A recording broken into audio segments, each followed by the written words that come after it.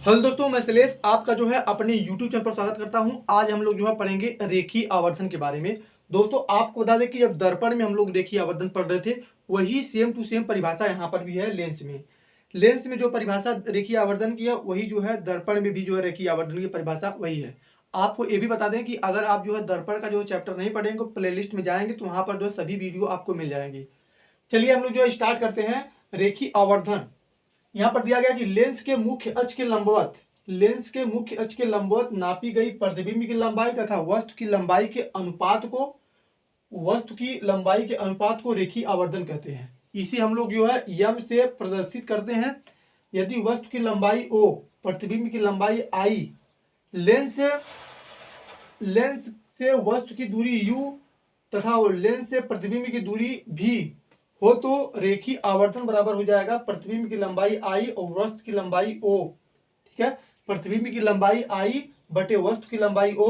तो यहाँ पर जो प्रतिबिंब की लंबाई दी गई है उसको लेंस से प्रतिबिंब की दूरी क्या हो जाएगी, v से प्रदर्शित करते हैं। और लेंस से वस्तु की दूरी को, वस्तु की दूरी को हम लोग जो है स्मॉल u से प्रदर्शित करते हैं। तो यहाँ पर a लिख देंगे।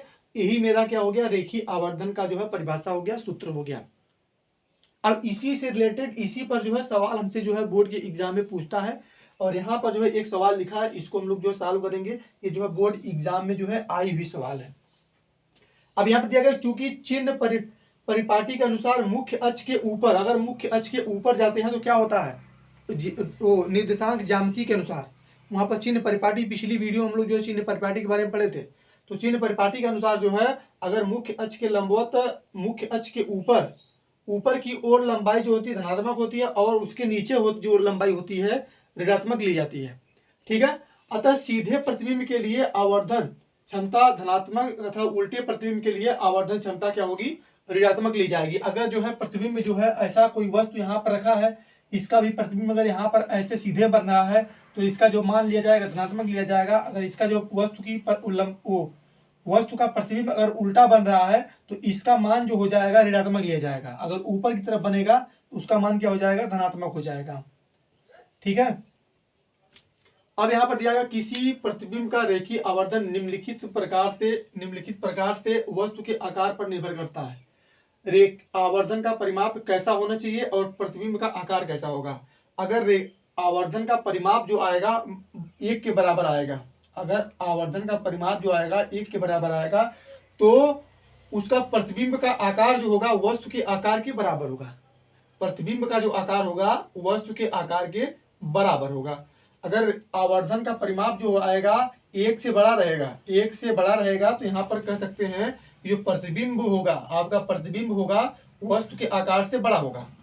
ठीक है, तो अगर आवर्धन का परिमाप 1 से छोटा रहेगा, यानी कि 1 से छोटा रहेगा, तो यानी कि यहाँ पर कह सकते हैं कि प्रतिबिंब की लंबाई जो होगी वस्तु से छोटी होगी, यानी कि वस्तु का आकार जो बड़ा रहेगा और वस्तु प्रतिबिंब का आकार जो है छोटा रहेगा।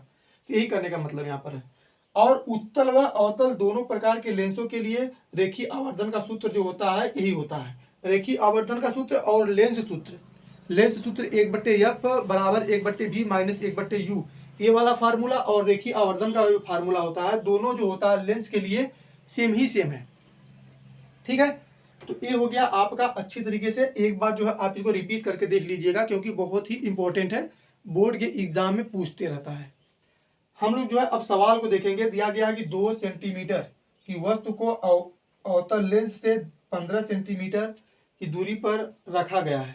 15 सेंटीमीटर दूरी पर जो है रखा गया है।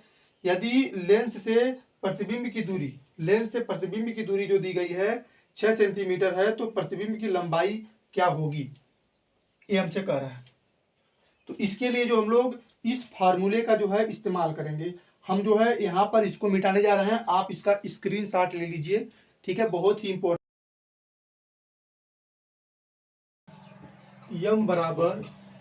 यम बराबर जो आता है आपका I/O इज इक्वल टू यहाँ पर बराबर में V/U कर सकते हैं, V/U कर सकते हैं। तो यहाँ पर कह रहा है कि प्रतिबिंब की लंबाई क्या होगी। प्रतिबिंब की लंबाई यानी कि हमसे इसका मान पूछ रहा है, इसका मान जो पूछ रहा है। और हम यहाँ पर जो है I/O बराबर यहाँ पर V/U लिख सकते हैं। I/O आई बटे ओ बराबर भी बटे यू लिख सकते हैं।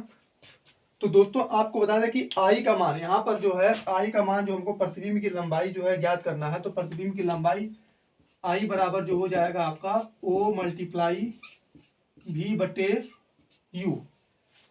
ठीक है, तो यहाँ पर हमको क्या दिया गया है, 2 सेंटीमीटर की वस्तु की लंबाई, वस्तु को 2 सेंटीमीटर जो दिया गया आपका, क्या दिया गया है, वह आपका दिया गया है, वस्तु की लंबाई दी गई है 2 दी गई है, और भी का मान जो होता है आपकी लेंस से प्रतिबिंब की दूरी। तो यहाँ पर दिया गया यदि लेंस से प्रतिबिंब की दूरी जो दी गई है 6 सेंटीमीटर है, यहाँ पर क्या हो जाएगा 6 सेंटीमीटर, और अवतल लेंस से 12 सेंटीमीटर की दूरी पर रखा गया है। यानी कि अवतल लेंस जो 12 सेंटीमीटर की दूरी पर जो आपकी जो वस्तु रखी गई, वस्तु को अवतल लेंस से 12 सेंटीमीटर की दूरी पर रखा गया। तो यहाँ पर जो 12 लिख देंगे, इससे इसको कैंसिल करेंगे तो यहाँ पर क्या हो जाएगा 2 मल्टीप्लाई यहाँ पर जो है 1/2 हो जाएगा। इससे इसको कैंसिल करेंगे तो यहाँ पर जो है 1 आ जाएगा।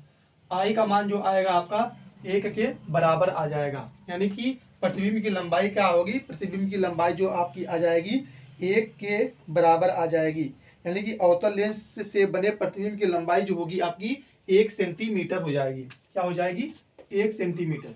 आपको यहाँ पर जो दिया गया है, वो जो 2 दिया गया था आपकी वस्तु की लंबाई दी गई थी, वो जो होती है आपकी ओ जो दिया गया है वस्तु की लंबाई दी गई है, इसको मैंने यहाँ पर रख लिया। भी जो दिया गया है आपका क्या दिया गया है, लेंस से प्रतिबिंब की दूरी दी गई है, इसको यहाँ पर रख लिया 6 को, और यहाँ पर जो दिया गया वस्तु को अवतल लेंस से 12 सेंटीमीटर की दूरी पर रखा गया। तो 12 सेंटीमीटर दूरी पर रखा गया। जो भी दिया गया वस्तु की दूरी जो दी गई है 12 दिया गया, तो मैंने यहाँ पे 12 रख दिया। 6 से 6 को यहाँ पर कैंसिल किया, 6 एक कम 6 हो गया, 6 दूना 12 हो गया। तो यहाँ पर 1/2 आ गया, 2 से 2 कैंसिल किया। आई का मान जो आ गया, यानी कि आपका प्रतिबिंब की लंबाई, ये आपकी जो है आई जो है आपका प्रतिबिंब की लंबाई हो गई। आई का मान जो आपका 1 सेंटीमीटर आ गया। ठीक है, तो ये था आपकी रेखीय आवर्धन से संबंधित कुछ सवाल और रेखीय आवर्धन की परिभाषा लेंस के लिए। ये जो है बोर्ड के एग्जाम की दृष्टि से बहुत ही इंपॉर्टेंट है। तो आज की वीडियो को हम लोग यहीं पर समाप्त करते हैं। अगर वीडियो पसंद आए तो चैनल को सब्सक्राइब जरूर कर लीजिए और दोस्तों में ज़्यादा शेयर करें। इस चैनल पर जो है छोटी छोटी टॉपिक में जो है एक टॉपिक को जो है क्रम वाइज जो है पढ़ाया जा रहा है। अगर आप चैनल पर नए हैं तो चैनल को सब्सक्राइब जरूर कर लीजिए और दोस्तों में ज़्यादा से ज़्यादा शेयर करने का प्रयास करें। ठीक है, और फिजिक्स को अगर आप पढ़ना चाहते हैं, फिजिक्स को अगर आप अच्छे तरीके से पढ़ना चाहते हैं तो इस चैनल से जुड़ करके जो है फिजिक्स को अच्छी तरीके से पढ़ सकते हैं। तब तक के लिए आप सबका धन्यवाद। और कोई न्यूमेरिकल्स जो है आपका छूट जाता है, नहीं लग पा रहा, तो वो जो है आप अगर हमको कमेंट करेंगे, टेलीग्राम पर जुड़ जाइएगा। टेलीग्राम पर जो है सभी सवाल को जो है सॉल्व किया जाता है।